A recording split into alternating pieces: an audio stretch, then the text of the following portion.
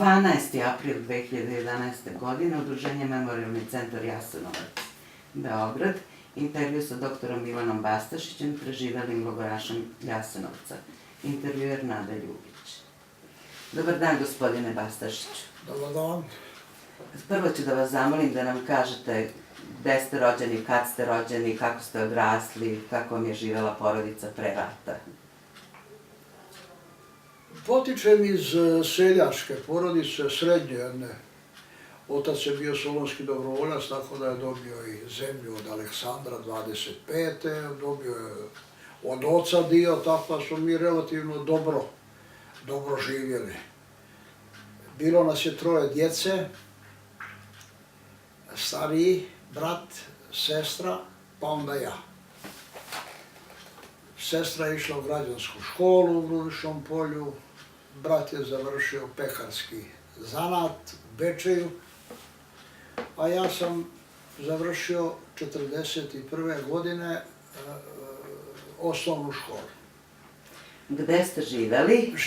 Rođen sam u Grubišnom Polju, osnovnu školu u Grubišnom Polju, kasnije gimnaziju u Daruvaru a prije toga bijeg 1945. godine u Bajmok preko Mađarske, onim završnim operacijama Sremskog fronta, tako da sam tamo završio 1. i 2. razred. Dobro. Recite nam samo imena članova vaše porodice i gde se nalazi Grubišino Polje. Da. Grubišno Polje vam se nalazi otprilike tu između Virovitice, Bjelovara i Daruvara u tom trokutu, recimo. Dakle, u zapadnoj Slavoniji. To je, kako ja to kažem, odnosno i drugi tako opisuju, najsjeverozapadnija, najgušća srpska pravoslavna enklava u Bjelogori. Otac mi se zvao Luka, majka Evica, stariji brat Stevan, sestra Jovanka i ja Milan. Sećate li se početka Drugog svjetskog rata? Pa nažalost, dobro se sećam. To se duboko urezalo. Ta psihoza koja je već počela nekako prije samog početka rata, znate, u gornjem kraju je bio samo jedan radioaparat kod nekog krojača smole. I tu svaku večer, bez obzira kakve su vremenske prilike bila, i aprilje i mart bili su dosta snježni, kišoviti i tako dalje. Išli smo slušati taj aparat, radio, i ljudi su gunđali ovo, to je uvijek ovako bilo puno svijeta, uglavnom pravoslavnoga, što nije stalo onaj trijem i pokrov, to je stajalo vani bez obzira na vremenske prilike. Došle su parole žap, pa smo da pitali šta je to, kaže, živio Ante Pavelić, pa onda konačno kad je rat počeo, tamo gaze, slike kralja Petra, ja sam nosio mlijeko nekim tamo Česima. I onda se vratim kući pa pričam šta se je dogodilo, pa onaj policajac bivši kaže, od sad nećemo mazati čizme sa biksom, sa emalinom, kaže, nego sa srpskom krvlju, sad ja brže to donesem tu vijest kući i tako, Onda se sjećam kako je, kad je počeo rat, dolazi hrvatska zaštita tamo sa tim probojnicama, sa karabinima, sa šeširićama nekakvima i tako. Dolje govori ljudima, isprežite konje, nemojte voziti tu municiju tamo za Podravinu, za Pčeliće, ne znam, veli Njemci su inače tu konjicu vašu potukli i tako dalje, tako dalje. Oficiri, niko ništa ne reagira. Sad ja dođem kući, razumiješ, kažem to ocu.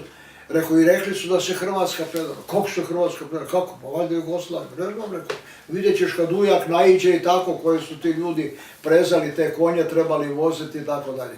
I konačno, dakle, onda čujemo gore ti Bosanci, Srbijanci, vojnici bježe preko Bilogore kući, ove pravoslavne kuće gore peku im kruhove, oni bacaju i oružje po bunarima i šta ja znam tako.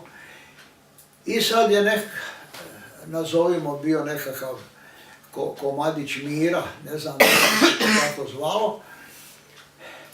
Došao je i brat iz Bečeja, bežeći tamo od Nijemaca, šta ja znam, dečko uplašen, došao ovdje među svoje i on i otac su išli voziti nekakva drva, toliko da ne budu kod kuće. Kiša je padala tih dana i tako. I onda dolazi jedan nezaboravni, grozan događaj 26. aprila 1941. u noći. Prva hrvatska nekakva oružana formacija bila je Hrvatska seljačka zaštita. To su bile Mačekove jedinice. Oni su još za Jugoslavije vrezbali u školskom dvorištu sa štapovima, poneku pušku su imali i tako dalje. Međutim, 1941. oni su prvi stupili na scenu. Ustaša nije bilo. I oni su razoružavali jugoslavensku vojsku na Križanju, na Raskršću, kad su se ovi povlačili gore iz Podravine, ovamo prema jugu, prema Daruvaru, ovi su ih tu presretali sa tim svojim šeširima, trobojnicama i tako dalje i razoružavali. Neke su uzimali za taoce čak. Znači, to je bilo naoružani deo seljačke Da, stranke. Hrvatske seljačke stranke, koju je vodio Maček. Taj je poslije najprije vodstvo, a onda i sve ostalo su prešli, su se izrodili ustaše. Obukli su ustaške uniforme, iako je u Grubišnom polju postojalo ustaško jezgro, takozvani hrvatski junak, koji je vodio župnik grubišnopoljski, Pero Siljanović, i oni su, to je bilo ustaško jezgro koje poslije se proširilo sa svim tim ološom i seljačkom tom zaštitom i tako dalje. Prišli su i ti razni, kako kažu, pokvareni dečki.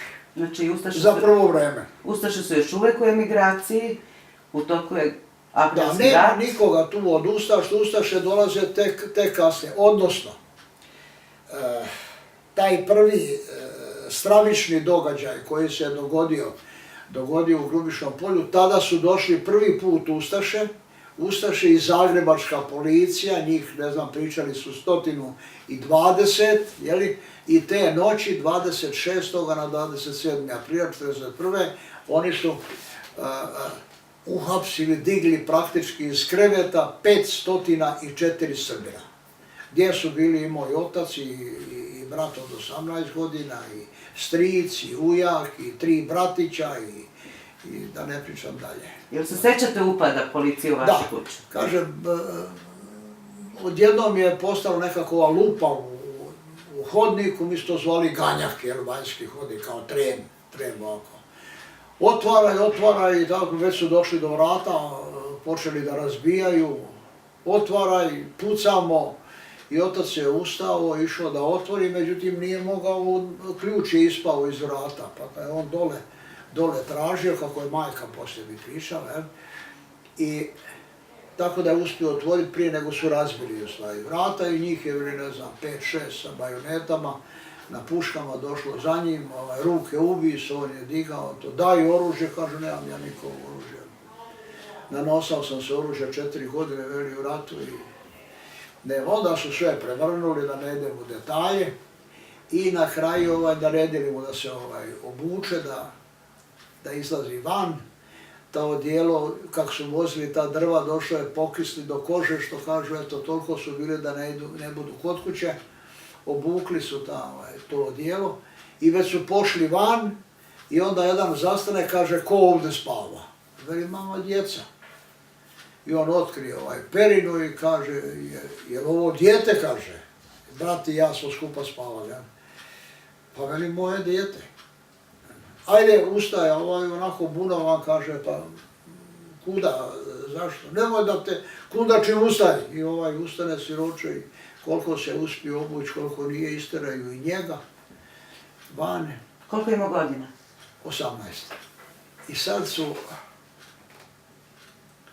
kad su izašli van, onda je majka otvorila, malo gledala iza zastora, tu, i onda je vidjela jednu ogromnu kolonu kojoj je kraj tu kod nas, a tamo se ispred Brzinove kuće susjeda ta se kolona ni ne vidi. Vidjela je da se nešto oko njih tamo muvaju, poslije su saznali da su bili vezani jedan za drugoga, onda kad su došli u kolonu, onda su bili opet vezani za drugu dvojicu i nekakav lanac između ili ne znam, kanap koji je bio, jer je tako da ta jadna moja majka je, kako je kasnije pričala, u tom času saznala da su joj tu svi odozgo, i brat, i bratov sin, i od sestre sinovi, i stric moj, odnosno njezin djever i tako dalje, da ne pričam. Što se sutra dan i obistinilo. Njih su poslije oterali u školu, mjesnu tamo maltretirali, u špalirima tjerali gdje idu u zahod, pa tu prebijali i tako dalje. Sutra dan otjerali ih na željezničku stanicu, utjerali u vagone, to je bila nedjelja sutra dan. Tu je došla svita poslije svete mise u katoličkoj crkvi, veliki broj zlonamjernika koji su sa zadovoljstvom tu se zabavljali. Ove jadne žene, majke i sestre dolazile su tu, plakale pred vagonima, ovi nisu to dozvoljavali, bilo je tu i sad već i domaćih ustaša koji su se izrodili, odnosno uglavnom u civilu su oni bili, kao ne znam, jedan jaši tamo na konju, ima karabin preko leđa, jel, ovi mu svi dobronamjerno pljeskaju i gdje se junači ispred tih vagona i tako. I uveče su taj transport je odvežen mi nismo kako znali kuda. Pa smo poslije neka 2 mjeseca saznali da su u Koprivnici. Te su jadne žene poslije išle tamo, vratila, veš su donosile, prati tako kući. Pokojni, na gaćama pokojnog oca bilo je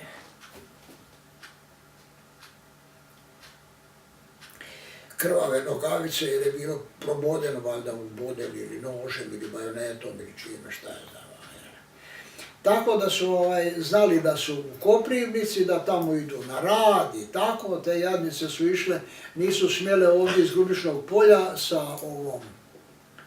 sa vozom, nego su išle preko Bilogore u Špišić Bukovicu. A tamo su bili kao naši neki veliki prijatelji Hrvati koji su svakog 13. septembra na ime Marino dolazili u Grubišno polje, dovozili grožđe, breskve, medice i tako dalje. I uglavnom su dolazili u srpska dvorišta. Kad su ove jadne žene došle pa i tamo, pa daj, bili vi posvjedočili, ovi su to se ne smije, to je nova vlast, u svakom žitu ima kukolja i to je bilo sve od velikih prijatelja. Negdje u junu mjesecu, početkom juna 1941. žene koje su išle u posjetu tamo, tim svojim muževima, braći, da ne pričam, ljudima vratile su se i kaže, nekud su odveženi, kaže da su se odvezli u Njemačku. I sad da kako, nismo znali dalje kuda, šta, kako. Međutim, u Gospiću je bio jedan krojač koji je daljna rodbina od mog djeda, pa je nekad kod njega služio kao siroče bez roditelja i tako. Onda je preko privrednika otišao u zanat. I kao krojač radio je u krojačkoj dvorani u Gospiću, odande je poslije pobjegao i donio vijest ili poručio, sad ne znam vam detalje, uglavnom poručio da su naši ljudi protjerani kroz Gospić, da je bilo naloženo da se spuste rolete, ne znam međutim oni su ipak vidjeli, pa su neke te poznatije ljude iz mjesta dolje, činovnike i tako dalje, profesore, prepoznali u toj koloni. Dakle, to je bio dokaz da su stigli u Gospić, a ne u Njemačku. Dalje se više ništa nije znalo. Ne znam kad je prva vijest došla da su otjerani u nekakav logor Jadovno.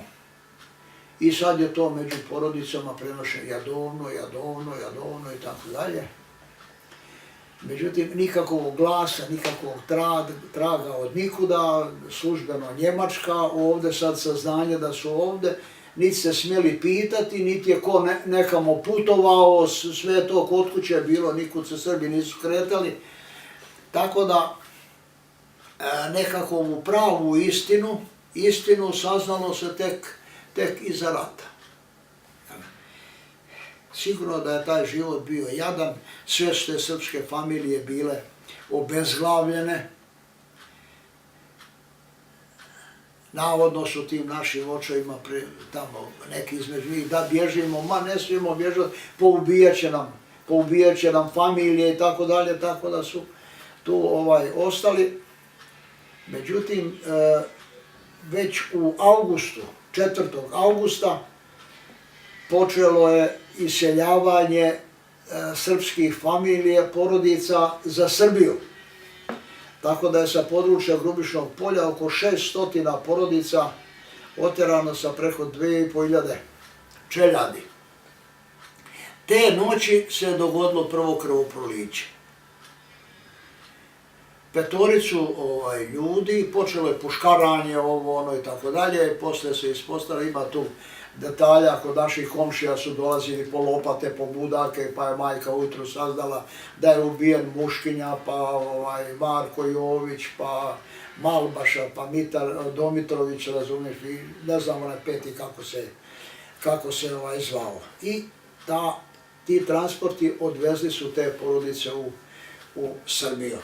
Sad je nastalo nekako, uz stalni dakako strah, nekako nazovi primirje, ali uvijek bi nekoga oterali, čujemo nekoga su ubili, nekoga su oterali pa se ne zna za njega i tako dalje. Uvijek je ta tenzija straha postojala, komšije okrenuli leđa, iako ranije išlo se i na krsne slave i na Božiće, na Uskrse i tako dalje, razumijete, sve se ohladilo.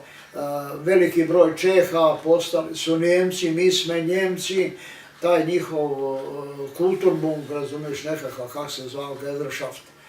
Idu, marširaju, pjevaju pjesme na njemačkom, mi napola se čudimo, otkud sad jedan put oni znadu njemački i tako dalje. Jedan dio otišao u Ustaše, u ove srpske porodice, kuće, odakle su porodice istjene, tu su naselili hercegovačke i zagorske Ustaše iz zapadne Dalmacije, tako da su ti počeli priče kako su oni svoje Srbe poklali, pa da vive nagrada za te kuće, jeli. Onda su oni neki nosili ustaške kape i karabine u civilu, neki su imali uniforme ustaške i tako. Emigranata nije tu kod nas dolazilo. Jedno pitanje. Kakav je bio odnos nove ustaške vlasti prema tim srpskim obezglavljenim porodicama bez očeva, koje su ostale da žive tu? Na primjeru vaše porodice, kako ste vi to iskusili? Da li ste bili pod nekom kontrolom, da li ste imali specijalan neki stav? Da vam kažem, mi smo stalno bili pod nožem, ne pod kontrolom. Niko nije dolazio, ne znam, ili da se dobivali neka rješenja, ili da su dolazili u nekakvu kontrolu i ovo i ono. Ali smo bili svjesni da smo zvjerad za odstrel. Razumijete? To je dnevno noćni strah. Kad god bi neko prošao ispod prozora, mi smo imali tratoar, već tada napred nogostup. Kad bi neko prošao, razumiješ, svi bi se budili tu i tako da je to jedna strava bila, nikoga ništa niste mogli pitati i tako dalje. Nisu se žene usudile otići više niti u trgovinu da kupe nešto. Ima jedan, recimo, za medije možda neugodan detalj, došle su dolje, onda trgovac kaže, za vas Vlajinke nema soli, vi pišajte i ližite. I sve grozno, vrate se nazad, nemate soli za kruh, nemate znate, tako da eto, recimo taj sitni primjer. A vi lično kao dete, da li ste vi doživjeli tako nešto kao dete? Pa ja idem recimo iz škole ili sretnem se sa Mirkom Hlavačekovom, čiji je ujak veliki ustaša, kasnije krvavi ustaša, jer je Milka tamo nekakav u rukovodstvu te ustaške mladeži. I sad ona mene sretne i kaže, onda maširala. A ja šutim, pogled glavom prolazim. Jer su mi već uoči rata. S jedne strane idu katolička djeca, s jedne strane srpska idemo iz škole. I sad pijemo mašterala, mašterala, kralja Petra Garda, boj se bije, mi vičemo za slobodu Srbije, a ovi viču za slobodu Hrvatske. Ali isto viču kralja Petra Garda, djeca ko djeca. Tako da je ona meni to, ja onda sam se najužim siroče, kad to prolazim i tako. A onda da ne pričam to, kad 26. su bili otjerani, onda idem ja kući odozdo i sjećam se još kako je bilo nebo belo, pa kao oranica je bilo i izorano ovako i sretnu me moja dva školska kolege iz razreda, znate, onako kao i ona masa rulja tamo što je slavila, to hapšenje ljudi kaže, je li tvoj Tajo tamo? Jer ja šutim, prolazim. Onda u školi Ivan Đuroković, Ustaša i tako dalje, tako bio sam ja među boljim đacima, da ne kažem najbolji, kad je Njegovan Kljajić otjeran u Srbiju. I onda bi on pitao ovoga, pa rekao ne zna, pa onoga, pa onda Južina Kelemena, pa on ne zna, ajde mi on ne. Sad ja ne znam. Pa ni ti ne znaš, onda ja dobijem batinu, ovi ne dobivaju batine. Ja dođem kući vam i kažem, ja ne idem više u školu, ja ne mogu durati, strgoj šibu na mene. Ma joj, šuti, joj, idi, joj, ovo, tako sam ja ajde izgurao taj četvrti razred, iako imam tu jednu amneziju, ne sjećam se detalja kad sam prestao ići u školu, samo sam tada završio. Onda su došla ta hercegovačka djeca, koja su te detalje pričalo o klanju dolje i tako dalje. To morate malo da objasnite hercegovačka djeca. Od tih ustaša koji su doseljeni u srpske kuće. Da. Jer i sad ide recimo Zvonko, ide sa mnom u školu i onda se igramo, pa se nešto i svadimo. Onda dođe, veli meni jednom prilikom, kaže, zašto? Sjedili smo tamo između njih, djedovog vinograda koji je bio sad njihov i našeg. Kaže, zašto? Meni tebe ubiti ovako. I ščupa travku. Daj moj, si s mog razreda, sa mnom sad u razred, vidite, grozno. Iščupati šta? Molim? Iščupati šta? Travu iščupa. Meni tebe ovako ubiti, kao što i travu iščupa. Nema problema, razumete. Tako da taj strah je stalno bio, dok stvari se počele menjati negdje početkom 1942. jer su se počeli pojavljivati partizani. Odnosno, kako smo rekli, četnici pa srbo-četnici, a naše su sve pokupili kao četnika, a nikad niko nije vidio četnika na Bilogori. Otkad su tamo, od 16. vijeka, razumijete. Svi ovi koji su otjerani, proglašeni su četnici. To je u štampi. Ja se sjećam, kod Antike Kiša, njegova mama kupila novine Hrvatski narod i ja došao kod Antike, on je samo bio u razredu, isto, ne znam radi čega. I ona čita, evo kaže, ima i ovima, veli, što su oterani. I tamo piše, razumiješ, ne znam, 400 četnika uhićeno u šumi, razumijete, ne znam, ovo i ona. Za ljude koji su bili iz kreveta? Koji su otjerani u krevetima. Tako da, velim, ta psihoza, straha, velim, sad je malo počela da se lomi početkom 1942. godine, velim, jer su se, šta se događa? Ovaj je otišao po jedan od tih kulturbundaša, recimo po drva u šumu. I konji se vrate nazad, lijepo njega mrtvoga dovezu u kuću. Konji znadu gdje je kuća, dođu i stanu pred njih. Šta je sad? Sad više ne smiju ni oni ići u šumu po drva. Svako se boji ovo, sad je tu malo počelo omekšavanje koje neko učinka na nas nije bilo, da pače mi smo se sad bojali da će se osvećivati na nama. Kad se ovako nešto dogodi. Onda se pojavio nastao heroj poslije Geco Bogdanović, koji je, ne znam, ubio tamo ovoga, pa ubio onoga, pa su onda njega hapsili, njih, ne znam koliko, 16, 28, pa je on uspio iz te kuće pobjeći, dvojicu ubio, trojicu ranio, jer je on bio nekad žandarski neki podnarednik, verzirana osoba, tako, kad su ga opkolili u toj kući, bacili su i bombu unutra, on ju je vratio, pa je ovu trojicu ranio, a dvojicu je ubio tamo na nekakve trikove, kaže ko me traži jer su poslali po jednom dečku iz te kuće, cedulju, predaj se sve opkoljeno, jel? I onda on pitao ko me traži i ovaj dan, ne znam, se pojavio i ovaj ga skinuo. Ovi su drugi, vidite, veli, udrvenili se lik, onda je vidio još tamo jednoga koji leži, jeli, pa je skinuo i njega. Onda je taj podnarednik, jedan žandarski, bacio bombu unutra, ovaj je to vratio, poslije tog Geco kao živ, iza rata bio živ, general bio, heroj.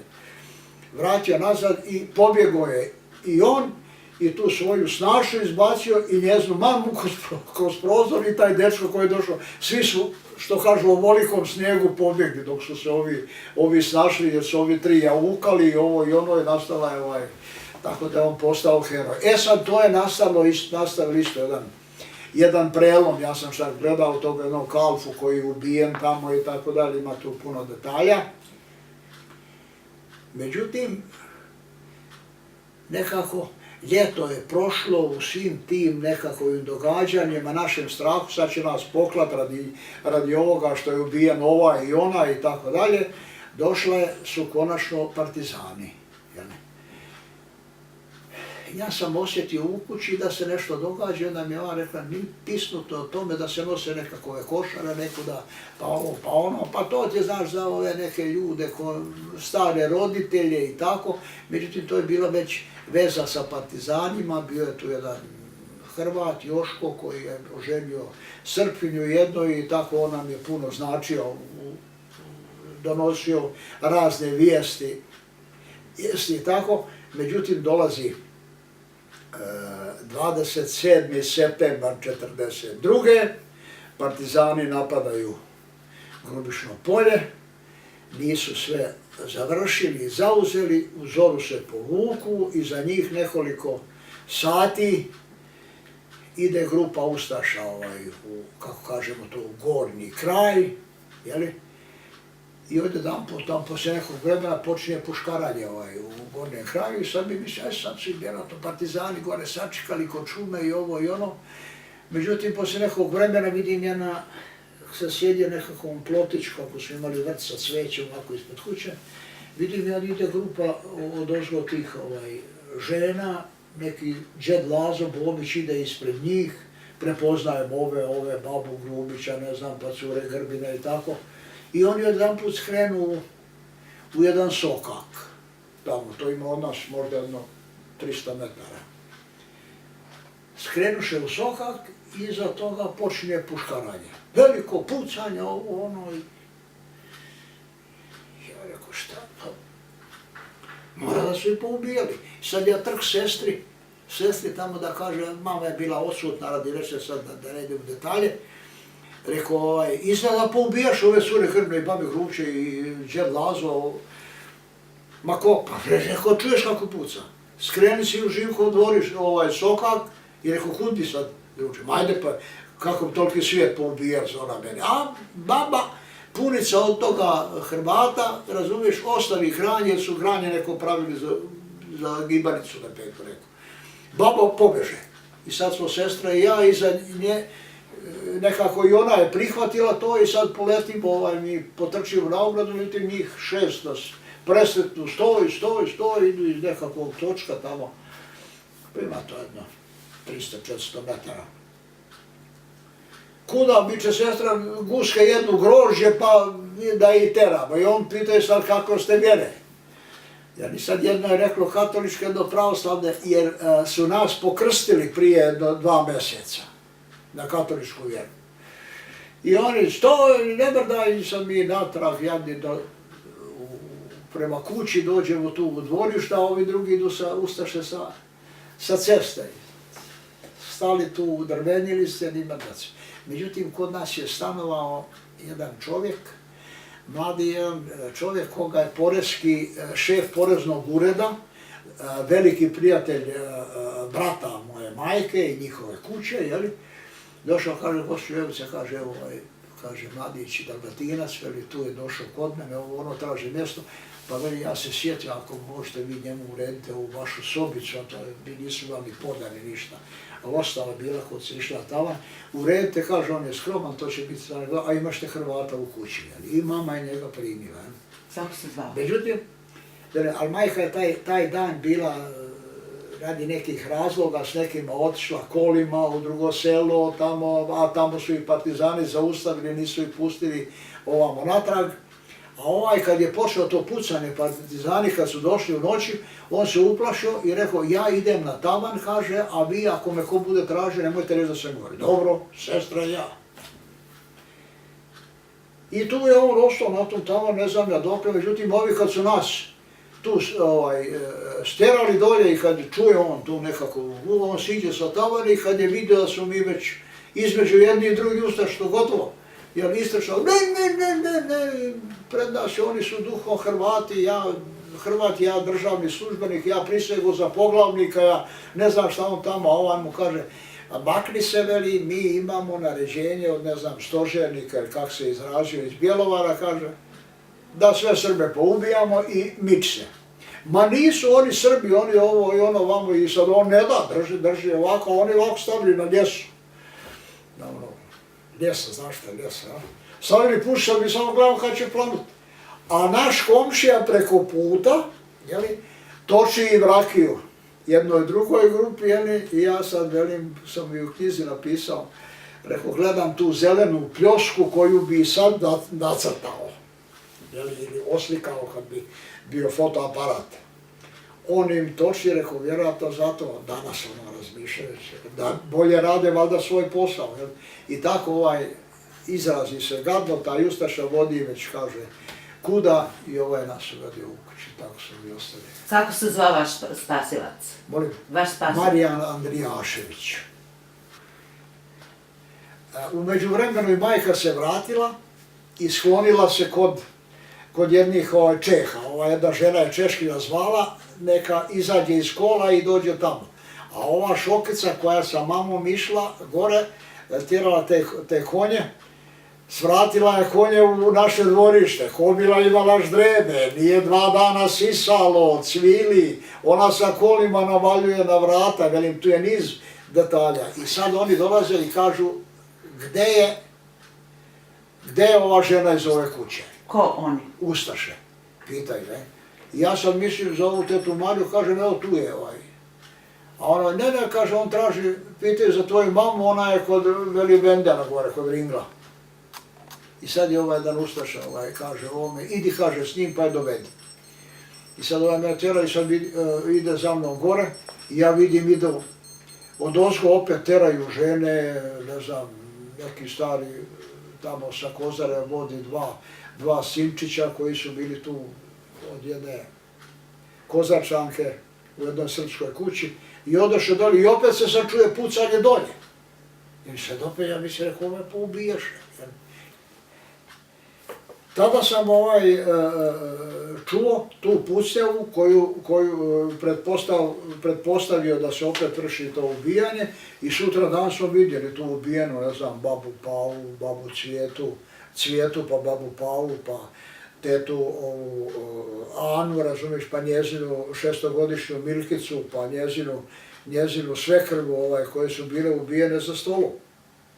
Baba za stolom, a Milica pala posto, a teta Ana preko praga bila je pala. I sad je iza toga je majka poslala mene i sestru kod sestrične u Orlovac nekakav tamo, ona je ostala ovdje. Sad su počeli da kupe Srbe u Orlovcu, pa smo mi pokušali da se nekako vratimo nazad i da skratim. Na kraju, početkom oktobra, dakle, ovaj masakr je bio u Grubišnom polju gdje su bile dve masovne streljanja skupna u Kiselovom jarku i na Tranderovoj djetelni, niz pojedinačnih koje sam popisao po kućama, počinju da se, došli su tu još ustaša, došlo je domobrana sa pesmovima i tako dalje, počeo je ta vojska, kako smo govorili, ošla je u Bilogoru i počeli da otuda tjeraju stanovništvo srpsko u park u Grubišnom polju, gdje su konačno i nas oterali sljedeće nedelje. Dakle, prvi dana oktobra, tu neđe 5., 6. kad je. Kako je izgledalo to kad su došli po vas? Mene je majka slala da čuvam krave da nisam kod kuće. I ja sam se vratio sa kravama uveče, presretne me nekakav naš kokošar, pilićar, ustaša, sada naoružan. Presretne me u dvorištu, kaže, pa gdje si do sad ovo? Pa gdje sam, nisam ga poštivao, jer sam ga znao kakav je. Kaže, mama i Jovanka su oterani u logor, veli, ako Tregnera preko ti je ostavila mama odijelo, veli, obuci se, kaže, i neko će te odvesti dolje u logor.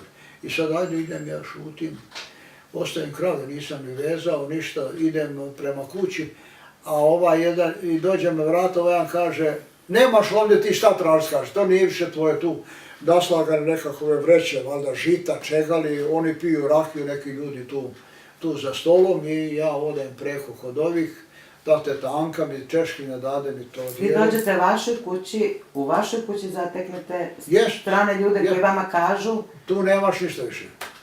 I preko ti je to ovo, ono, odem, ova mi dade, tamo ja se obučem i njezin muž, nešto on na češki porazgovaraše i on veli, ajde idem ja s tobom. I on me odvede u logor, u park, gdje je već bilo masa svijeta, tamo uglavnom žena, djece, stariji muškaraca i tako dalje.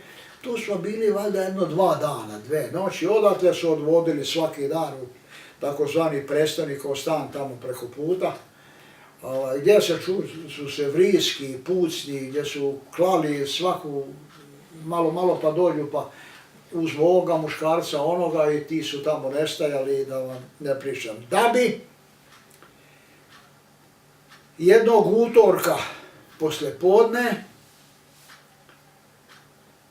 Ric, ustaša sa balkona Sokolane, naredio, kaže, sva muška djeca, 1 dan starija od 10 godina, da idu među muškarce u stroj. I sad postrojavaju se muškarci, tako sam ja dospio među te muškarce. Oterali su nas na željezničku stanicu, žene i djeca ostali su tu u parku. Je li to bilo ograđeno? To je park bio ograđen, još je bio, tu su stavili žicu, sad ima tu detalja, i žicu na ta vrata ulazna, jedna, druga i treća i tako dalje. Spavali smo pod tim kestenjem, na tvrdome, da vam ne pričam. Oterali nas na željezničku stanicu, strpalo ga, tu su i tukli neke ja sam tu negdje nisam se mogao od guže uvući u vagon, onda su mi pomogli neki i nisam ja dobio tu ni batina, ništa.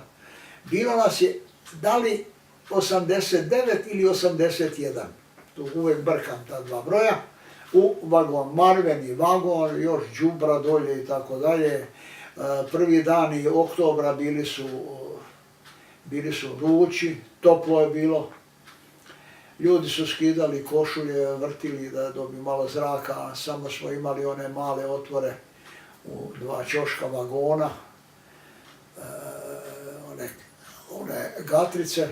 I tako smo mi putovali od utorka poslijepodne do petka, kad ovi upućeni veli ako idemo vamo, kaže, onda idemo, ne znam, za Njemačku, ako idemo tamo, kaže, onda idemo prema Jasenovcu, nisam ja ni znao o Jasenovcu ili ovo ili ono, ali ti stariji su znali, jer i kad je ovaj dan rekao, kaže, idemo za Jasenovac, na što je muk, neki su tamo plakali, ovo, ono i tako, i konačno dođemo u Jasenovac, gdje je prvi susret bio, kaže, jeste žedni, dakle od utorka do petka vrata se nisu otvarala, ni hrane, ni vode, nužda se vrši tamo i to jedva se čučne u jednom ćošku i ono strava.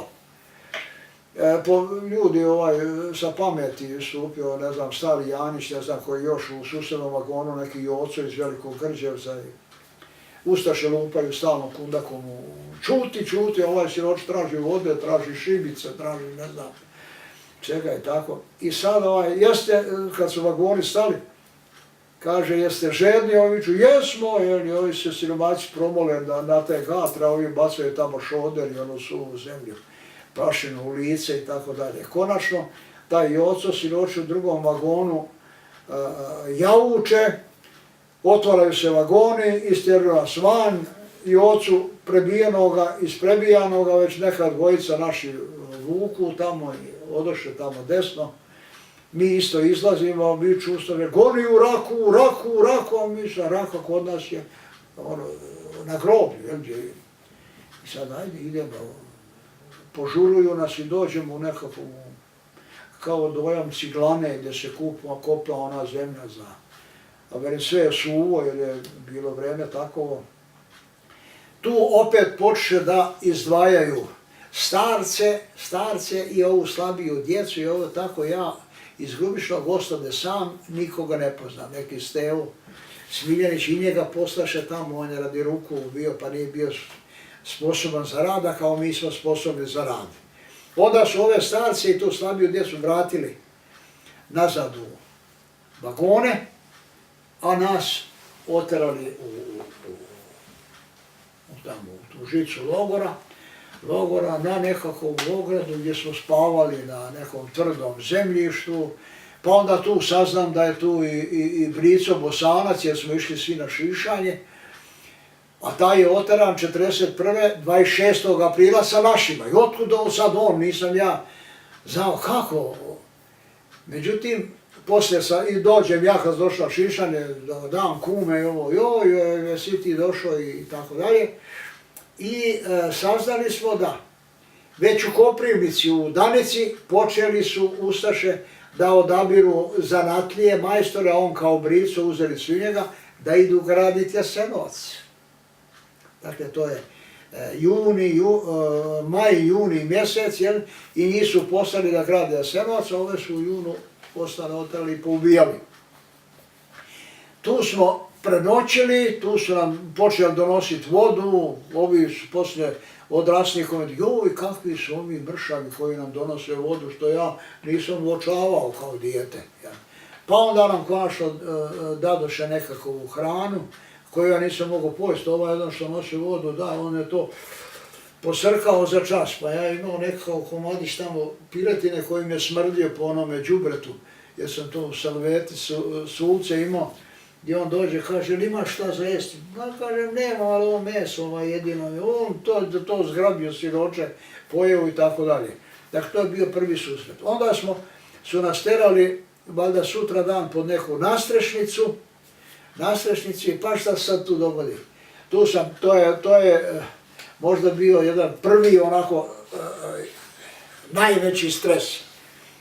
Ide ispred mene Pero Amidžić i njegov očuh čika, dobro, idu ispred mene i sad ovaj uzme kruha iz džepa i otkine Peri komade. A ja onako slobodan, mislim, dobri su ja Tošo, rekao, čika Tošo, daj ti meni malo. Pa ne mogu, veli, Milane, nemam još košaka, veli, ja to moram čuvat za Peru. I sad, joj, penti, kako? Ja tražio čika Toše kruh, on mi ne daje. Penti, razumije. Dakle, veli, tu sam se zdrmao, postao svjestan kao dijete, gdje sam, a nemaš od nikud dobiti, razumiješ. Taj Pero, u čijoj je kući, izvjesni Đurić Kramarić. Bila su 3 siromašna Hrvata, sina tamo sa Bilogore i ovaj Đurić je u toj kući Pere i toga Toše i ne znam, Perne mame Dragane i sestre Jule, spavao nekoliko godina, sirotinja. Spavao sa Perom u istom krevetu, jeo tu, valjda i u osnovnu školu išao, ne znam je. I sad Pero jedan put gurne ovoga očuva, kaže, eno veli Đurića. A Đurić ustaša Jasenovca. I tamo neka grupa ustaša stoji nekom povišenom mjestu kao neka tribina koji je. I ovaj sav sretan, Đurić. Jeli, sad se jedan ustaša okrene i pogleda ga i veli, ti materna, jesi ti došao, veli. I Tošo boće, veli, šuti Pero. Dakle, koja zahvalnost, luciferska, razumiješ, da ne kažemo vatikanska. prokišnjavale su tu, počela je kiša sad prvih dana, razumiješ, ja imam neki šešir, pa i taj šešir meni, pa ono slab, pa me naguraju i sad stojim, ja stalno kapa tu na mene, stalno kapa, razumiješ, već se i šešir sam oklepavio, ne može se pomaknuti nikuda, ali opet valjda još nekome kapa, pa se malo guraju, pa me nekako izguraše ispod toga mjesta, tako su preživili. To je bila velika baraka, mislim da je imala 2 vrata. Ja sam bio tu u ovome dijelu gdje je bilo puno tih dječaka sa Kozare. Međutim, jednog dana, jedan dečko Kozarčan koji je iz Grubišnog sa mnom došao i koga sam ja sad jedino ga poznavao, on je napravio od njegovog peškira njemu i meni torbicu. Jer je već zima bilo, nisu imali gdje nositi, on imao kancicu, imao neku zdjelicu. A u drugi peškir prerezao, pa smo se s time brisali. Međutim, jednog dana taj Milan se nije vratio. Pa drugo, pa treće, pa šta je, pa ne znam. Međutim, jednom ja vidim tu torbu istovjetnu na jednom drugom dečku. I kaže, otkud tebi ta neku torba, to je Milanova torba. Ovo stao pa gleda, pa nekako ovo preko, vidiš da ova moja ista koji ta, pa ovo kaže, njega je našao neki njegov, veli ustaša od Prijedora, veli i zaklao ga pred nama. Ništa ja, rekao, zašto, ajde, daj mi tu kanticu njegovu, evo tebi rekao ovu zdjelicu. Veli dobro i on pristane tako, ne znam zašto sam tražio, i vjerojatno od toga jer mi je kantica bila praktičnija. Pa, pošto sam ja tu kanticu gledao, valjda sam mu zavidio, že on ima kanticu, a ja zdjelicu, i tak ne znam. Jednog dana... Da li ste vi išli na rad neki? Molim. Da vam kažem. Tu nas su djecu jedno vreme vodili na nekakvu nastavu, tu je neki učitelj Stevo Rebrović, bio je nekakav stari Učo, koga sam ja poslije tražio po istoriji, jer su ovi nekog Uču imali tamo, nisam baš mogao to spojiti da je to bio taj. I taj Učo bi prišao meni jer me vidio da sam ja novi. Odakle sam i sad sam ja sve ovo ispričao, otprilike što vama pričam djelomično, pa opet on mene drugi put pitao i tako. Napravio je čak i neke usluge, sam od nekog Židova dobio korijen od kupusa, jedan put onako sa dosta kupusa okolo i tako. I sad dođe taj Učo meni, dođe u baraku, a ja sam išli smo gulit krumpir, išli smo čupati lan dolje, jeli smo to sjeme od lana, da vam ne pričam, razumiješ. I tako, i oteknu meni noge. Nogavice pune nogu. I sad nisam išao 2 dana na posao i dođe Učo, kaže, veli, Mili ili Mali, kak se više zvao, kaže, idi sutra na posao, kaže, jer sva bolesna djeca idu preko Save. Sad mi smo znali da to znači u Savu. Da idu u Savu pa ju poubijaju tamo. To smo znali.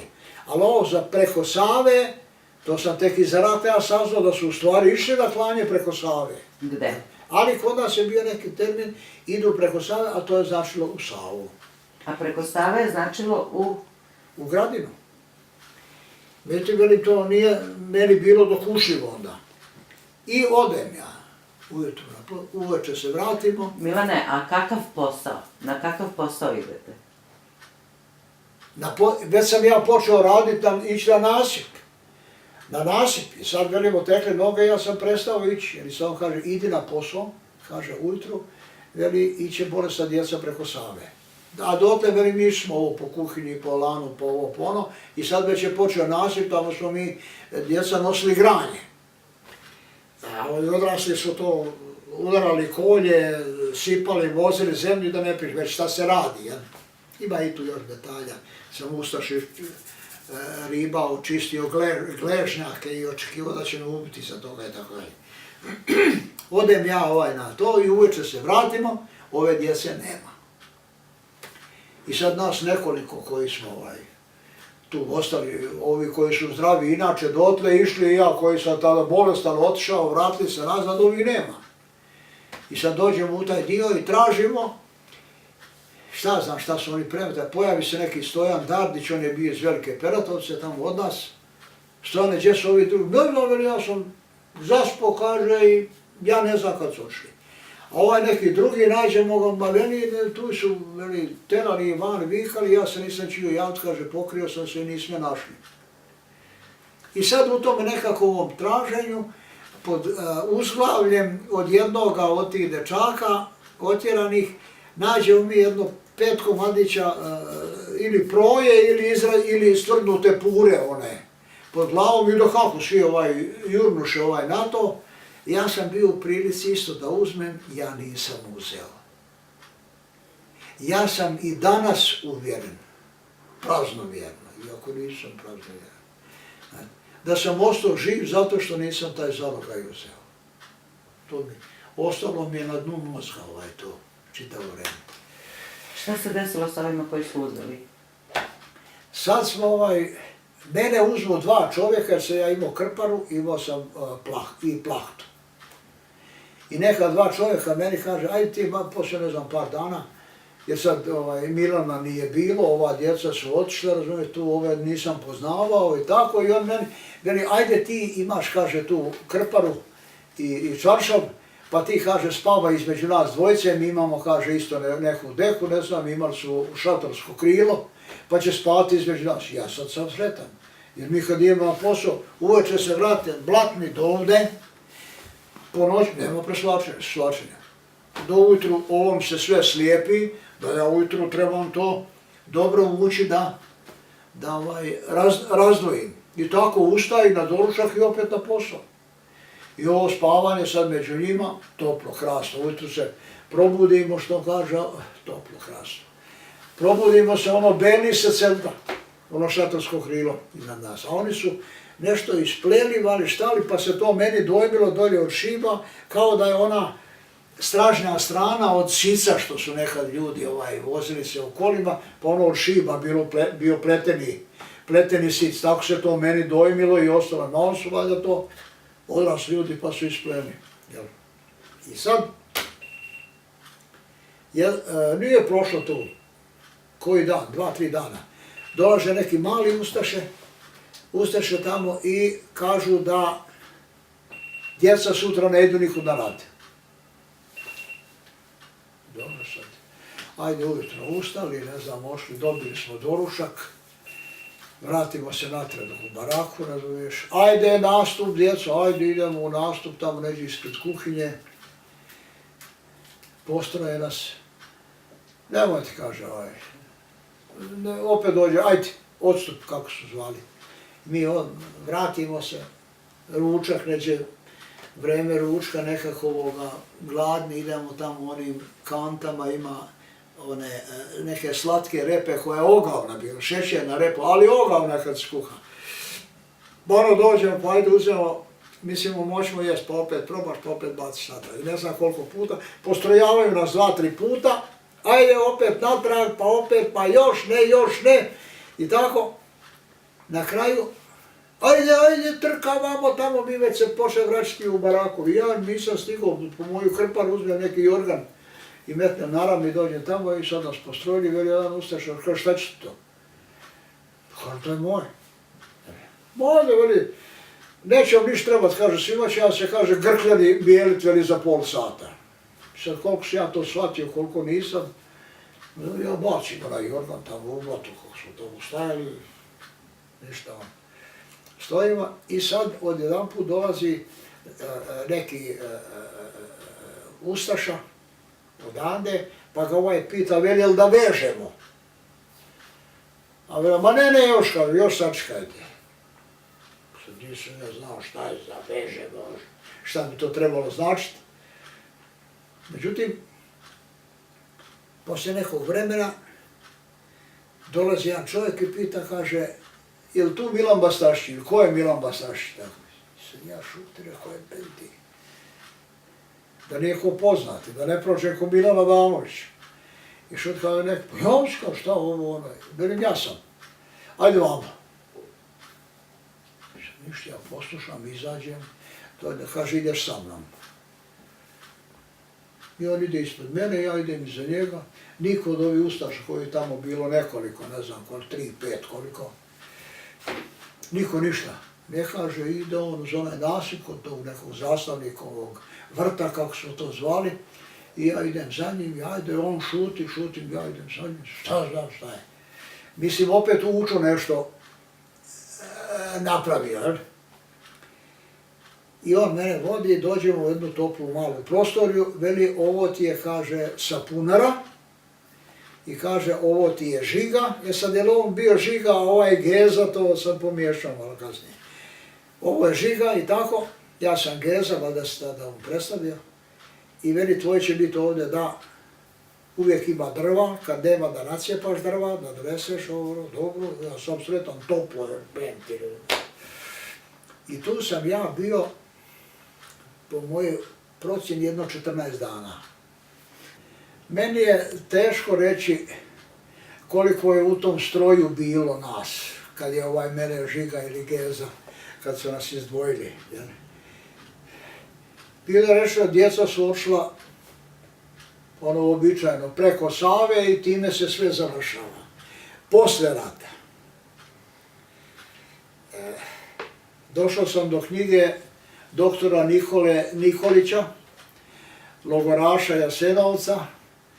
Tamo je bio lekar, dakle intelektualac, zreo čovek, koji je opisao kako su ta deca u Jasenovcu završavala. Dakle, to su sve bili dečki, negdje tu 13, 14, 15 godina, uglavnom nisu bili punoljetni. I sad sam ja analizirao te njegove, imao sam prilike s njim i da se 71. ili druge vidim u Crvenom križu Hrvatske i tako dalje, nažalost dogovoren i nekakav sastanak nismo realizovali. I sad ja nalazim u njegovoj knjizi Jasenovački logor smrti sljedeće o stradanju te dece. Nije dugačko, ali moram vam pročitati. Kaže, dakle, taj stroj je tu i sad ovo otprilike ovi gledaju taj stroj. Kaže ovako, pokunjeni učitelji povukoše se do umjetne bravarije Jurice Pandića. Da. Pandića, kaže, i Drageca Plečka, i stadoše iz nje viriti, potreseni saznanjem što će se dalje događati s djecom. Dakle, ti učitelji koji sam spominjao. Malo zatim opkolio ih ustaški sat i tu djecu strojta, i počeo im žicom vezati ruke iza leđa. Nisam imao pojma, kad je onaj pitao da vežem, onaj kaže ne, nisam ja znao šta je to. Malo zatim, kaže, opkolio ih ustaški sat i počeo im žicom vezati ruke iza leđa. Tada se zbio jedan od neopisivih i najpotresnijih događaja u logoru. Djeca su počela vrištati, vikati, dozivati učitelje, Boga, vraga, oca. Kroz tu užasnu viku, plač i vrisku, čula se isto tako vika i psovke ustaša i šamaranje izbezumljene djece. Točno u 17 sati, u sam sumrak, 15. listopada, dakle oktobra, 42.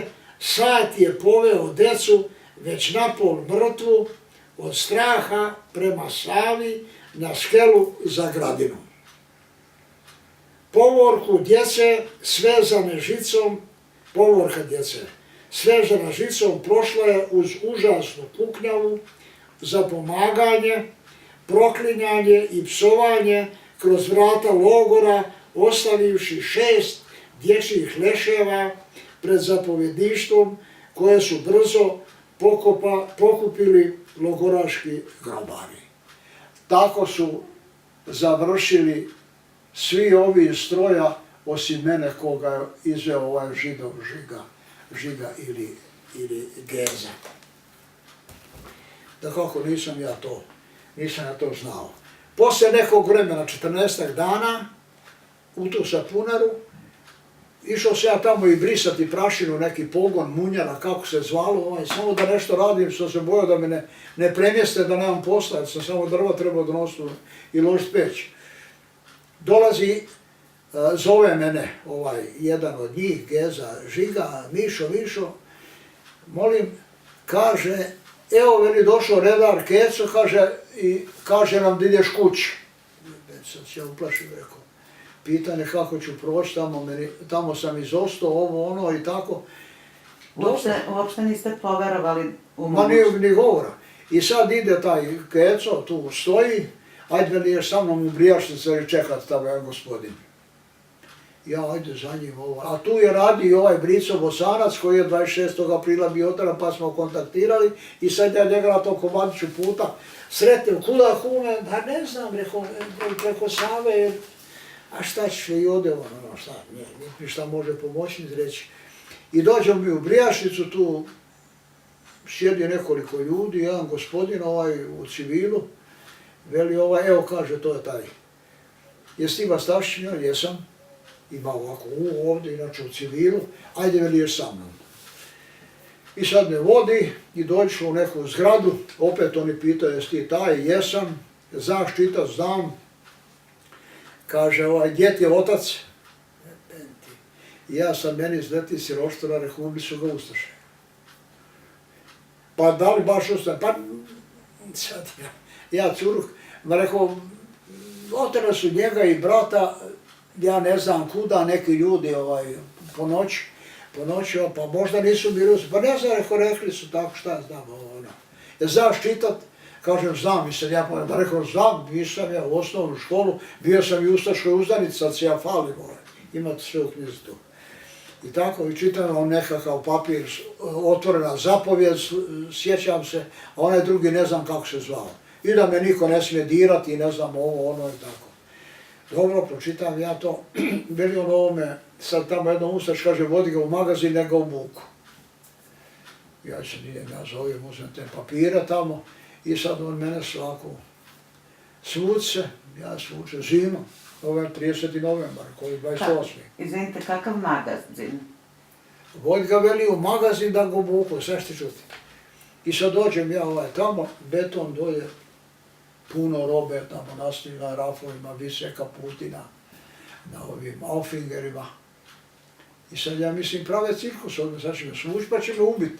Jer kad god su rekli idu za Njemačku, idu ne znam preko Save, uvijek sutra dan ovi odrasli pričaju kao eno Đurinog šešira, eno vizi kaže od Đorđa njegov kaput, veli ja kažu da su ošli za Njemačku. Sad te su priče meni ostali, sad ništa, ja stojim siroč tamo svuko se. Ali on nosi meni, taj magaziner koji tamo stoji, nosi meni košulju. I pružam košulju, ja uzem košulju, ja obučem. Šarna, sad se sjećam tih pruga, da vam ne pričam. Iza toga nosi mi hlače. Pumperice, kako samo gospodska djeca nosila, ja nisam ni vidio, ali vidio sam onoj židovskoj djeci u Kruvišnom polju tako. Obučem ja to tako da gaća nisam ni dobio, ni sam stavljao primjedbe. Pa mi onda dade nekakav kaputić i sve pita, jel dobro? Dobro. I sad na kraju dade mi kapu, jel dobro? Dobra, ona pala do ovo, ali dobro. I daje mi kaput, jedan kaput zimski, onako deblji, kratki, kakav sam ja tamo i nosio i naši ljudi, ali, sad velim ja iskonsko prokletstvo u čovjeku. Sad ja nekako shvatim, možda ja ipak idem kući. Da, ali kad sam prolazio pored ove nasambe jedne, gdje je Učo stanovao, on mene zove, ideš kući, veli, čekaj da ti donesem, veli, čilim, da ne bude zima. I on me donio čilim i sad ja i taj čilim sam nosio s tim ustašom tamo. I sad, da gledam ja tamo, rekao, bi meni dali onaj dugaški kaput, vidim ja nekakav dječji dugaški kaput. Bili me rekao dali onaj kaput. Kaže dobro, i ovaj vrati onaj natrag, meni dali. Ja viš koliko je ljudsko prokletstvo. Sad pojavila se nekakva ideja i već ja već ja nešto razumijem, daj mi nešto vrednije, nazovemo to, iako nisam to tako smatrao. I obučim ja taj kaput i rekao, molim te, ove moje cipele, ako mi ostali i čarape, rekao, i ove jedne lače, da metnem u torbicu. Dobro, metni, i sad metem ja te hlače, slijepljene, prljave u torbu i obujemo one cipele, se gotovi, ajmo. I došli tamo, ovi pitaju, dobro, veli u redu, a gdje si papir? Ja papire ostavio kad sam se tamo skidao, odjurim ja, donesem natrag i tako i sad ovaj mene uspješno tamo sad sačekaj ručak pa ćeš onda ići i ovi nose kruh tamo, leb za ručak, dobivali su 150 grama i velim ja ome ustaš, rekao, pa nisam ja ni gladan, nego uzem, rekao, kruh, pa idemo mi, razumiješ. Veli dobro. I on meni dade komad kruha iz one korpe što su ovi nosili i kaže, ajde, i izvede on mene i sad tu opet na kapiji, ne znam, onaj pita nešto, traži papire i tako. I ovaj mene izvede van i veli, čuj, da ja ne idem s tobom, kaže. Jedno onaj željezničar ovom stazom, kaže, što ide, on ide na stancu, aj ti veli, potrpi za njim. Veli, ja dobro. I on ode natrag i sad ja za ovim pokušam ja trčat, ma kakvi, ne mogu. Nemam snage, gotovo pasti ovo i ono, ali dobro, idem ja za njim i dođem na stanicu i sad ja tamo pitam kud ide vlak za Zagreb. Onda kaže na ovu stranu, dobro, saznam to i onda tamo nekog malog muslimana sa fesom, pa onda ja njemu rekao, bil ti, jede on kuruzu, ja otvori oči, rekao, jer bi ti rekao, kupio jedne lače, imam ja lepe, za tebe, ono i tako. Ne znam li za malo kuruze, veli ja. Kada pitam mamu i sad on, mama, veli on, nemam ja, kaže, imam još samo ko, ma rekao, evo gospodo, ja, koliko imate, velim ja, znaš. Rekao, malo su blatne, slijepljene, rekao, ali još štofane su, rekao, lijepe i tako.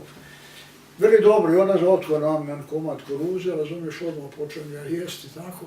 I sad dođe jedna žena, veli, hoćeš prodat taj činim, hoću. I ja činim za 100 kuna prodam, razumiješ. Na kraju i tu kanticu bez kriterija i ovo prodam za 10 kuna, jer su mi pitali, imam još šta, rekao, imam kanticu. Koliko? 10 kuna.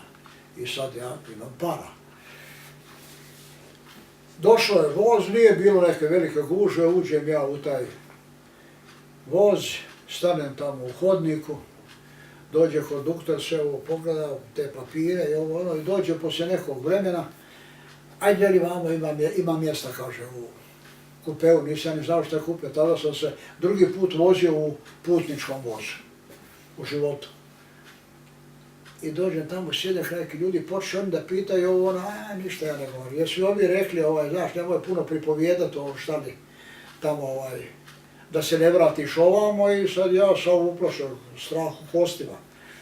Ništa, gdje je bio kod rodbine.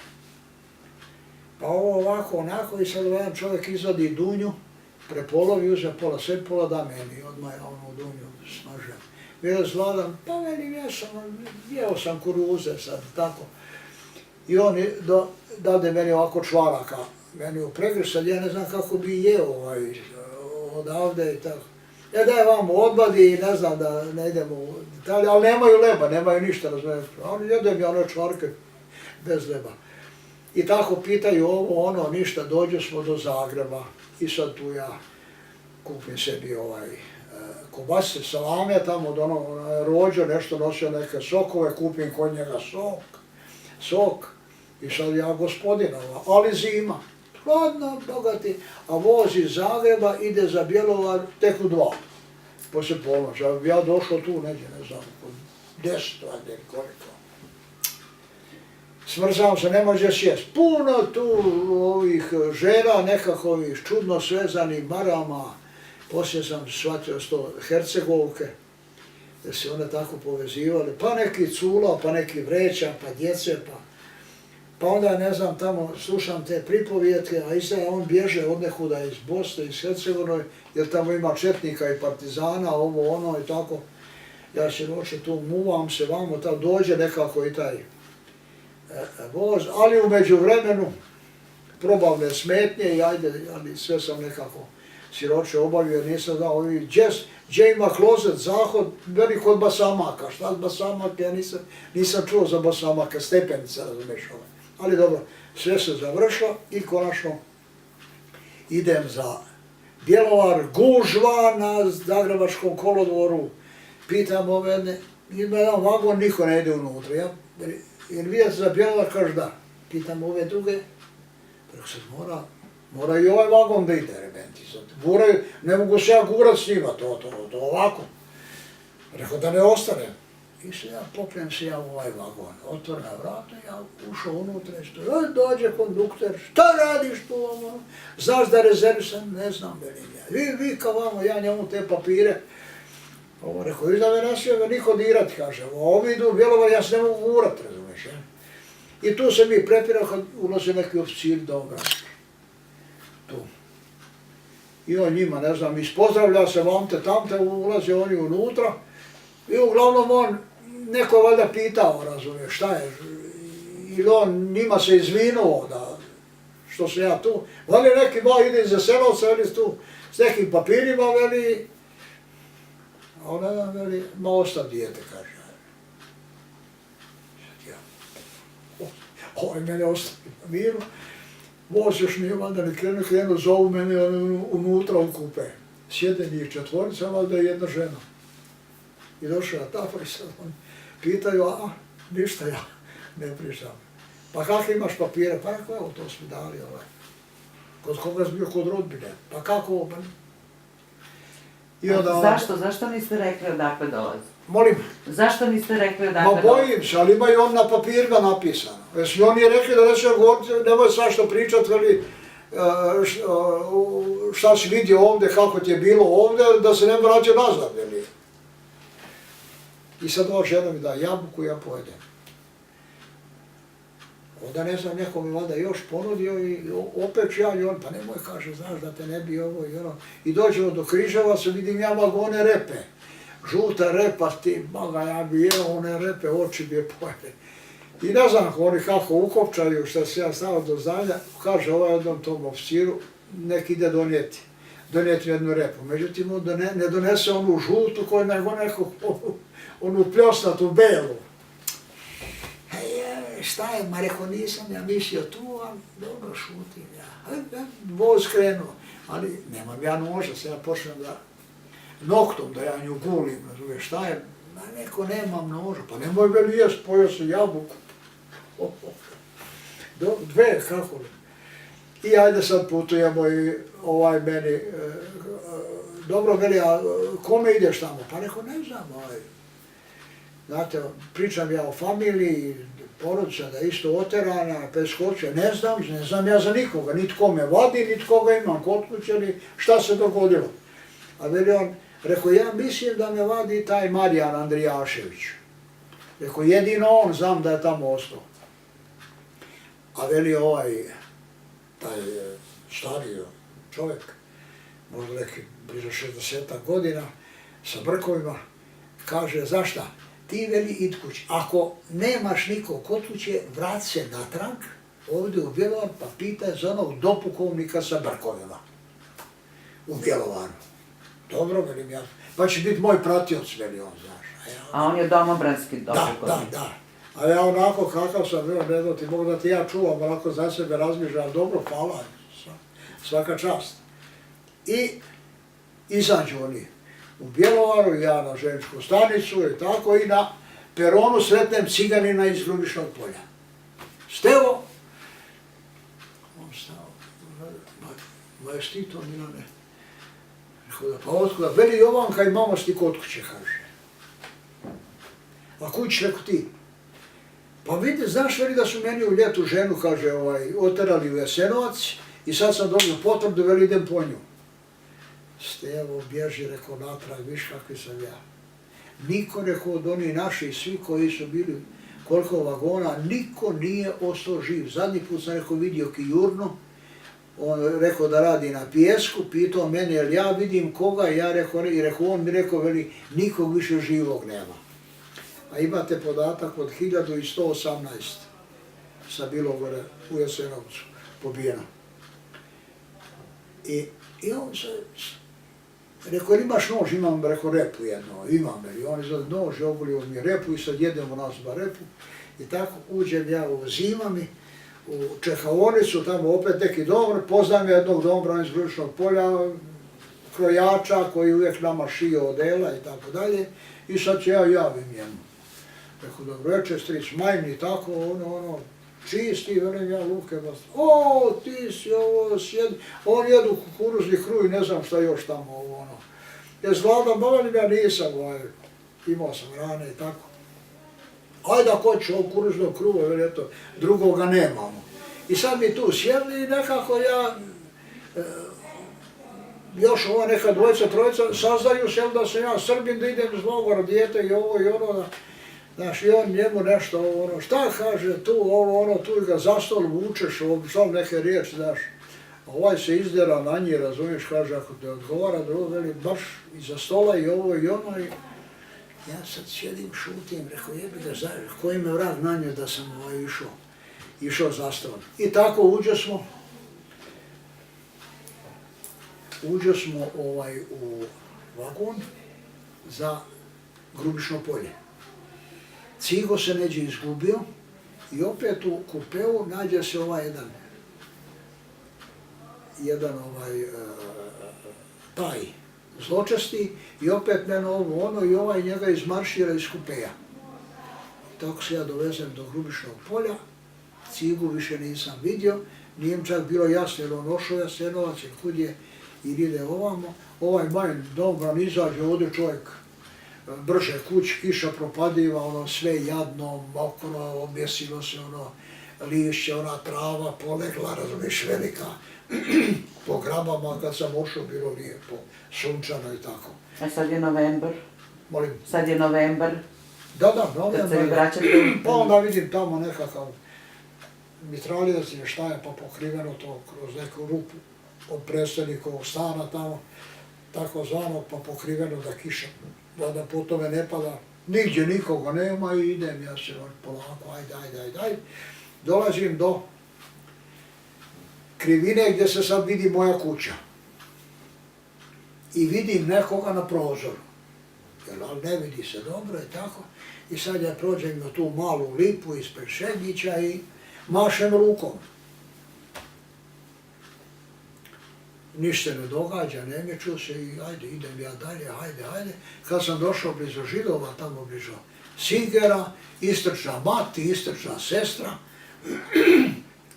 jure prema meni, kaže, nismo te poznale.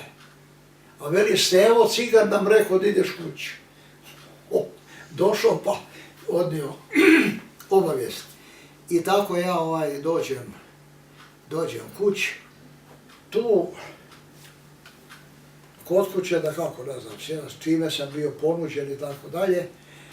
Dogovorili smo se, sutra idemo se prijaviti vlastima i te papire da dadem i tako dalje. Majka me je tamo odvela, bio sam ne znam gdje, mene je strašno bolila glava, bio sam jako slab, ono i tako. Ispostavilo se na kraju da sam ja drugi dan pao u tifus. Dakle, ja sam ostao još 2 dana, odnijela me sa ove Gradina. Zbog toga što su radili sa tim bolesnim ljudima tamo? Rešavali su da i ne rade.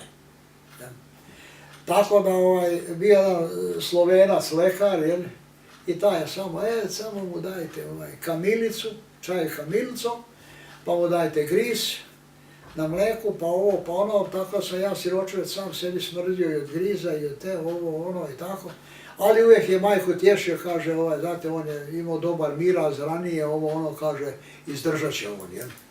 I tako sam ja, eto, preživio taj tifus, počeo da jede, majka se obradovala, s tim da mi je kasnije rekla, znaš, kad si došao, imao samo glavu i koljena.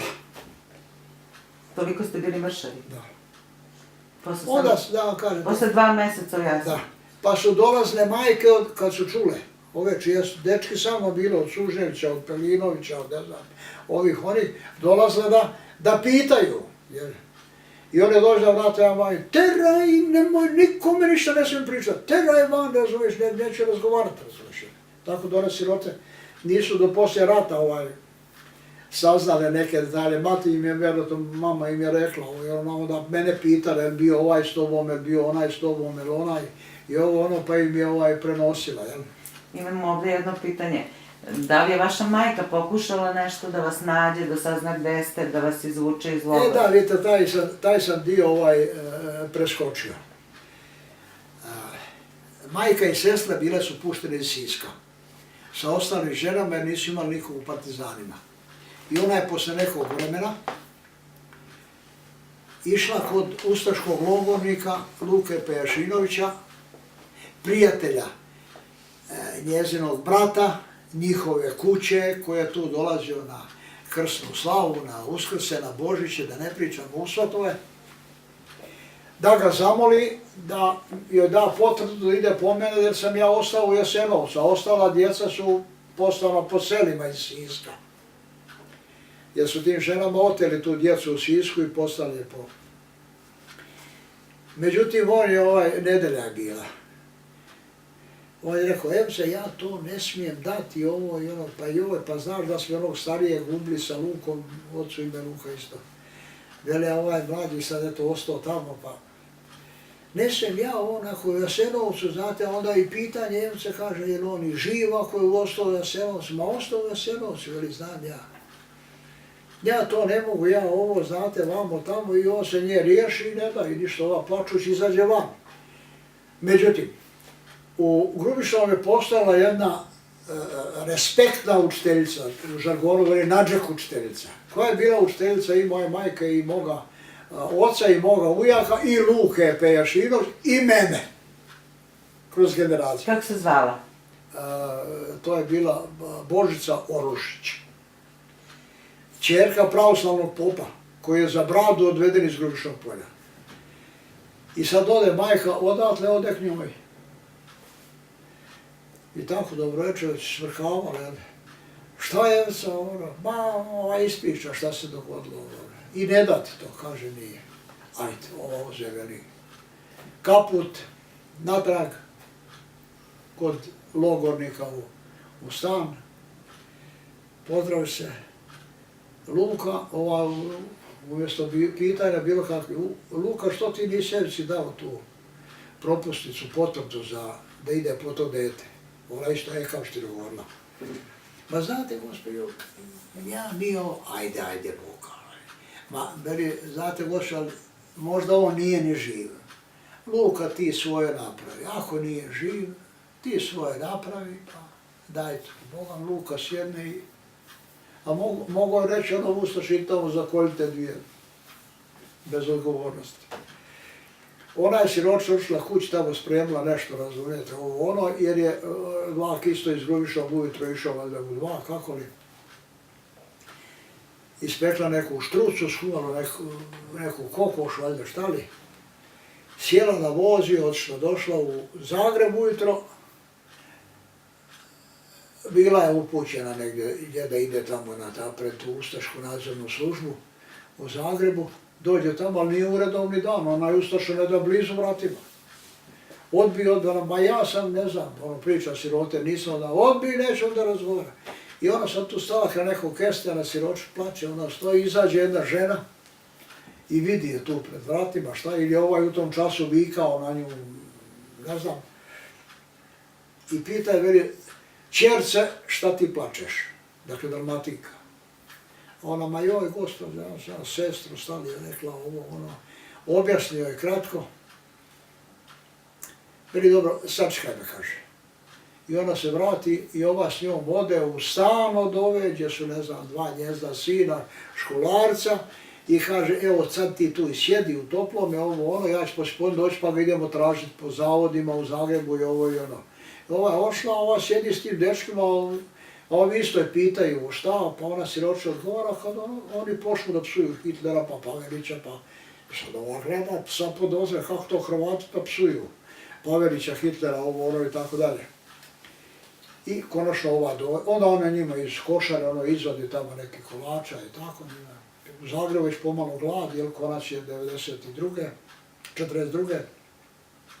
I došla, sve su one prehodale, zavod, gluhonemi, Jerolimski zavod, ne znam, ovo i ono. I mati uporno priča, ma on je u Jasenovcu, on nije, on niđe tu. I na kraju one sad vrate se kući. Kaže ona, veli zašta, idi ti kući. Ovo sad vidimo da nije. Ako je u Jasenovcu, ovo opet, ma u Jasenovcu nigde drugčije. Ako je tamo, veli, ako je živ, doće. Idi ti, ali ja bi išla, ne, nikud ti, ne, ti idi kući.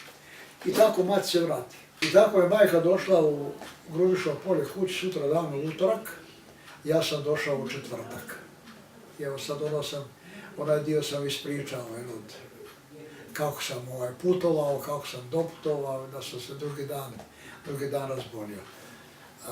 Dobro, nisam rekao, ali moram reći, ova gospođa prezivala se Zorić.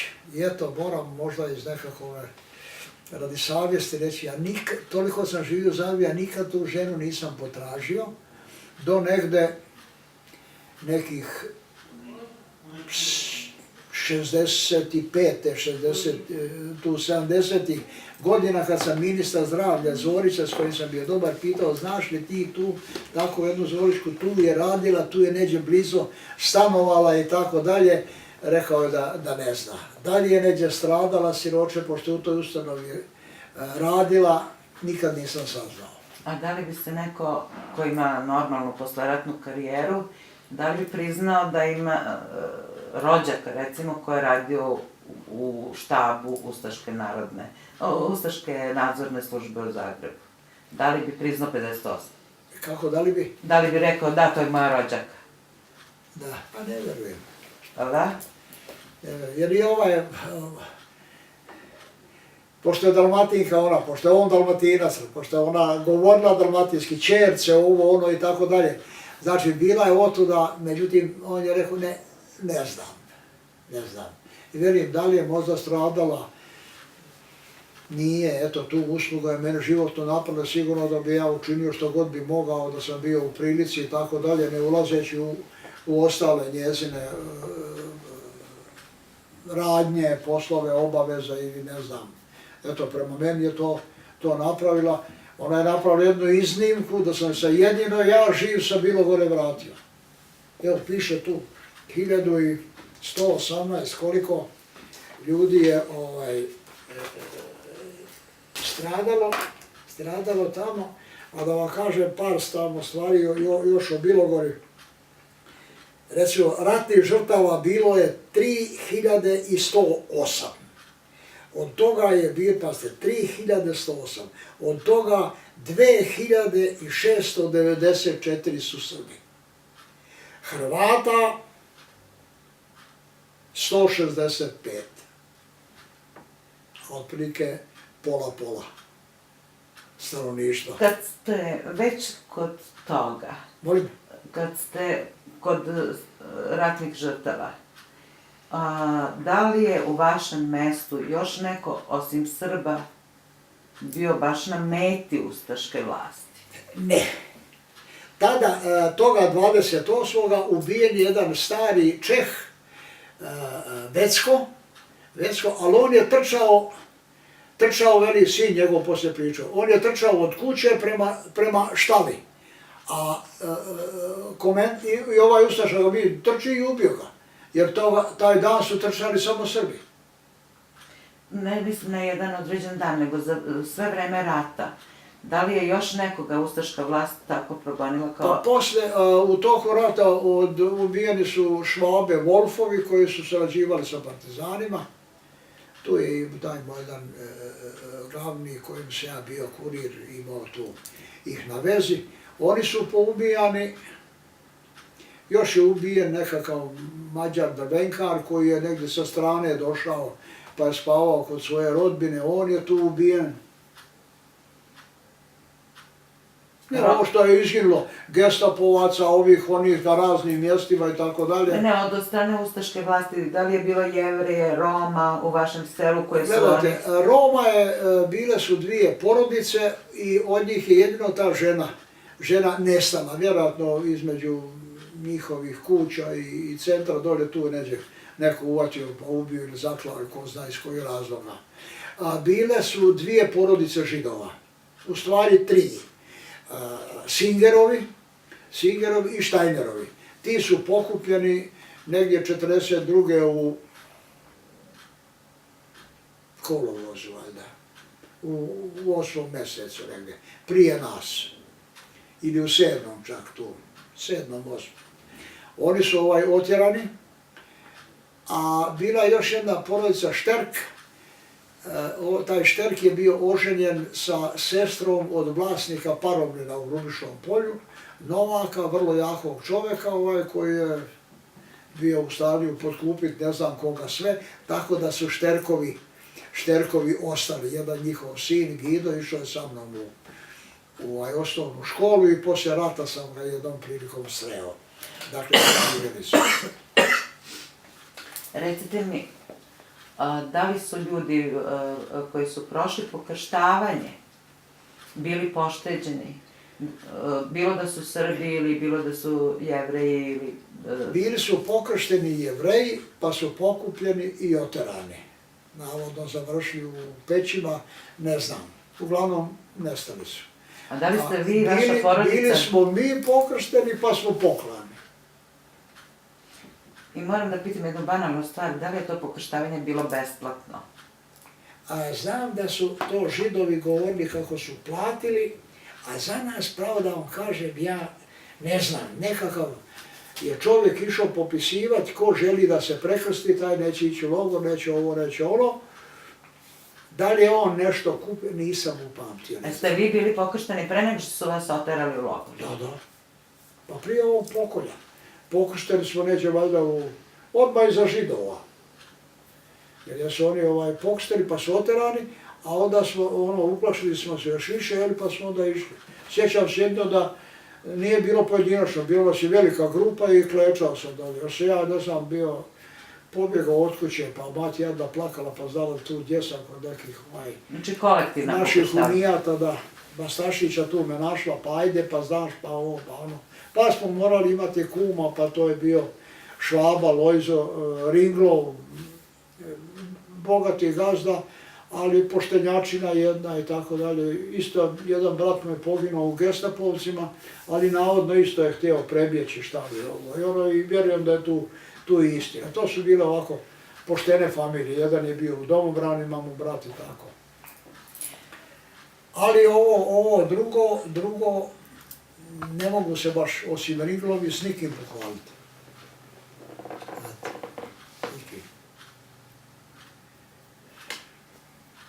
Bio sam ja kurir, Grubišno polje, Velika Varna i tako dalje. Poslije su me imobilisali slučajno tamo, pa sam dobio upalu zglobova. Pa su me onda iz jedinice prebacili u Šnajderaj. Pa sam učio Šnajderaj kod ovoga Save koji je u Gospiću vidio ove naše. To je sve u partizanima. Njegove makaze još ovdje, sve mu je pomrlo i od jedne do druge i makaze došle do mene, njegov brat pokojio da, evo veli Milane, umrla i Marija, umrla i Sava, umrla i Marija, umrla i čerka Vuka, veli ove makaze, a ja znam da si ti učio, kažeš, zanat kod njega. I te makaze su i danas kod mene. Pa sam učio tu, onda su me neđe koncem novembra, neđe 29. 30. kako li, partija odušla, Milan u gimnaziju. I ja prestao učiti štaljerski zanat, a već sam učio opšivati rupe, cijediti krpe, tako dalje. Tako da sam tu započeo, pa onda u januaru završne operacije,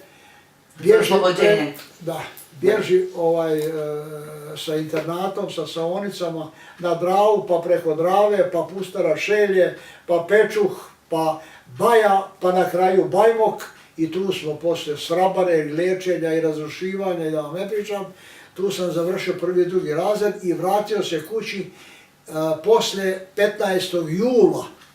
Dakle, oslobođenja su došla Luceva, ali smo se gore, ali partija s kojima da se završe škole, nema kadrova, ovo, razumijete. Tako smo bili do 15. jula smo završili gore gimnaziju, ja završio prvi i drugi kombinirani razred. Ja sam nastavio treći, pa odšao na omladinsku prugu 47. pa se tu prijavio za sanitetsku oficirsku školu, pa odšao u septembru 47. u Beogradu u školu, pa informirao, pa je škola premjestena u Ljubljanu, bila gore 2,5 godine. 50. završio tu školu, prvo mjesto službovanja dobio u Gospiću, bio tu 30 mjeseci, tu sam položio veliku maturu, želio sam se upisati na fakultet, ali nisam mogao sa srednjom školom. Stručno nek sam morao polagati još 5 predmeta, koliko 6. Maturu to sam položio i, kao ne znam, dobar sanitetski oficir, premješten u Zagreb, izvukao me pokojni doktor Polić, Vladimir, načelnik saniteta korpusa, sebi za pomoćnika. Onda sam opet njega obrađivao, kumio, molio, ovo ono, razumiješ, da upišem. To išao u Beograd 3 puta, sam plaćao voz, dok sam neke uvjerio i tako, onda sam nekom pukovniku tamo davao injekcije, ne znam radi čega, a on bio šef personalnog, ja oko njega, vamte, tamte, i pored 100 peripetija dobijem odobrenje i zadnji dan sam dobio papire, otrčao na šalatu i upisao medicinu. 64. sam dobio, oženio sam se 58. dobio sina odmah, 61. čerku, tako da je sin studenta, a čerka već lekara. 64. sam dobio specijalizaciju epidemiologije, završio 67. Usto sam završio postdiplomski studij javnog zdravstva u školi Andrije Štampara i tu dolazio u Beograd. Tu sam polagao specijalistički jer VMA još nije bila u nastavnoj bazi, pa sam u Republičkom zavodu za zdravlje Srbije polagao specijalistički ispit. Nudili su me tu sam napravio veliku grešku i majka mi je, kako nisi pristao da ostaješ u Beogradu? Ma, ostaviti. Ja pravio kuću u Grubišnom, pa Klet kraj Zagreba, pa bratstvo i jedinstvo, razumijete, pa kakva sumnja, ovo, ono i tako dalje. I 80. postanem šef Zavoda za preventivnu medicinsku zaštitu u Zagrebu, 5. armije, i 82. obranim doktorsku disertaciju. Bio sam pukovnik već 75. godine, ali nedovoljno pametan za dalje i tako dalje. I onda su me, kad sam se počeo baviti malo istorijom i ovako nekim stvarima, počeli su nesporazumi, a onda i sitni konflikti, i u mojoj 56. godini, u punoj snazi intelektualnoj i fizičkoj, penzionisan preko noći. I hvala im. Da nije to bilo, neđe bi kao pravi Jugoslaven predan i neđe bio zaglavio u Zagrebu 1991. 15. augusta 1991. Maknuo se iz Hrvatske, već je bila raspisana optužnica, potjernica, zatvor i tako dalje, i dobio sam sad, poslije 19 godina, 17. januara, presudu suda u Bjelovaru, jer sam pokrenuo ovdje preko suda za ratne zločine u Beogradu, okružno, dobio sam optužnicu, obustavlja se postupak, nema dokaza, glavni svjedok ispostavlja se da nije govorio istinu. Posle 19 godina. I 19 godina niste mogli da posjetite svoju kuću, ni svoju roditeljsku kuću? Ne. I da li vam je nadoknađeno nešto od imovine? Prva posjeta, možda iz pijeteta, ne znam, poslije te presude bila je 17. aprila, moja posjeta Jasenovcu. Vidjeli smo se tamo. U Grubišnom još nisam bio, sad su mi zadnji put rekli na granici da gde mi je lovačko oružje iz Grubišnog polja, da moram urediti oružni list, ali otkud ja znam poslije 19 godina. Gde, minirali ste mi gornji dio kuće, dobro, to se vas neće. Veli, morate ići u Zagreb, jer tamo sam imao prijavljen, oružni list, morate ići tamo, kaže, jer uvijek će vas, kad budete izlazili iz zemlje, uvijek će vas ovo isto pitat, kaže. Dobro, vraćam, onda velim ovdje tamo policajcu koji mi je uzimao izjavu, rekao, dobro vraćam, što kaže Srbin, bumo to zrihtali, velim ja, i pružio ruku, nasmio se dečko i tako. Tako da moram sad prvu šetnju napraviti u Zagreb. već sam zakazao kavice i da ću se najaviti kad ću doći. Pa onda druga tura u Grubišno. U međuvremenu je došla ta operacija kuka, pa krvarenje čira, pa da ne pričam. Ali sad sam već svoj.